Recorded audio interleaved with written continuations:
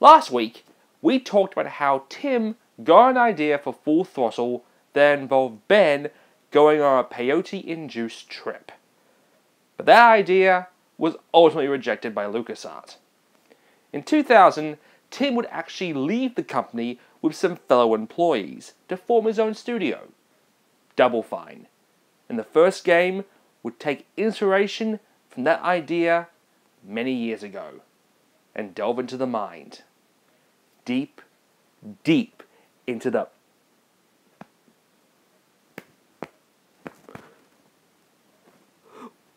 What happened to my hair?!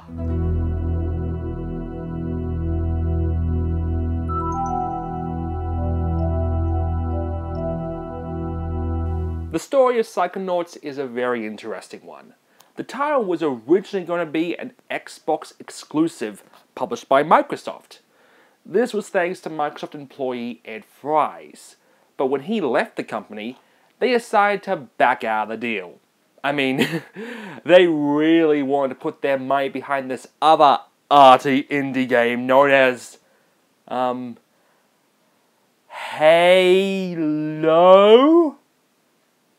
Am I saying that right? Well, anyway, Tim was able to secure another deal with Majesco, who would publish it on the PC, PS2, and Xbox. So, let's check it out. Psychonauts is set on Whispering Rock, a summer camp which is actually a US government training facility for psychics, which gets an uninvited guest in Rasputin, or Raz for short. Raz, having actually run away from the circus, is discovered to have psychic abilities like no one has seen before. And while the counselors originally say he can't participate in camp activities, that quickly changes. Psychonauts is a third-person platformer, which, coming from a guy who mainly focused on adventure games, it was pulled off fairly well. Each level has you going through someone's mind and collecting figments, which are these floating images. Collecting 100 will raise your level. There are other collectibles as well, like side cards and finding luggage tags that go with emotional baggage. The combat is fairly basic. Throughout the game, you get a wide variety of psychic abilities like setting people on fire, grabbing and hurling things, and clairvoyance, which lets you see through someone else's mind. These help in combat and such. It would be nice though if the lock-on would actually work, as it seems you have to be right in front of someone to lock onto them. So what makes Psychonauts a great game? Well, how about a wide variety of characters, like your counselors Coach Oleander, Sasha, Mila, and Crulla, and the campus, all with unique and interesting personalities. There's the camp, bully, Bobby, the wimpy Dogan, and also Lily, who so doesn't have a crush on you. Lily, a deranged man is building an army of psychic death tanks to take over the world, and there's no one who can stop him, except for you and me! Oh my god! Let's make out! What? But that's not all. Wanna fight psychic bears and set squirrels on fire? You do? How about becoming a giant and rampaging around a city populated by talking fish? Oh, you must be loving this. Well, how about fighting an evil dentist who is stealing kids' brains? Oh, I see your face. You really want to buy this game now, don't you? Where were you 10 years ago? You know what? Fuck it. Cue the music.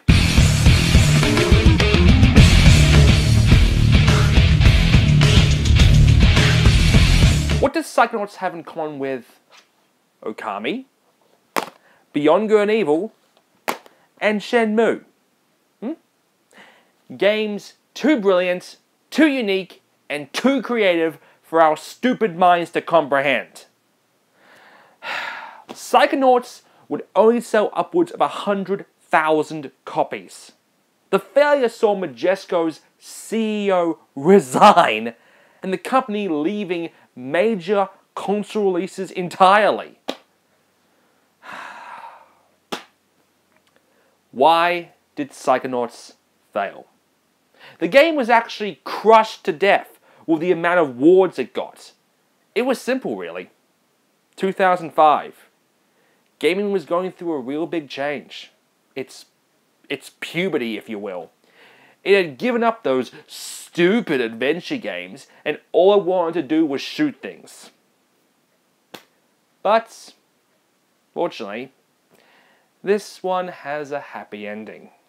When the Xbox 360 launched, Tim started a major email campaign to get the game support on the system, as well as being one of the first games available as part of the Xbox Originals on the XBLA. And the game saw a resurgence with its release on Steam.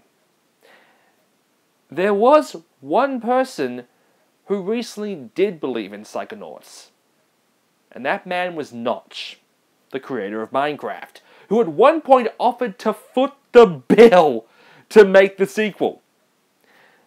That's when Tim showed him the amount. $18 million. Yeah.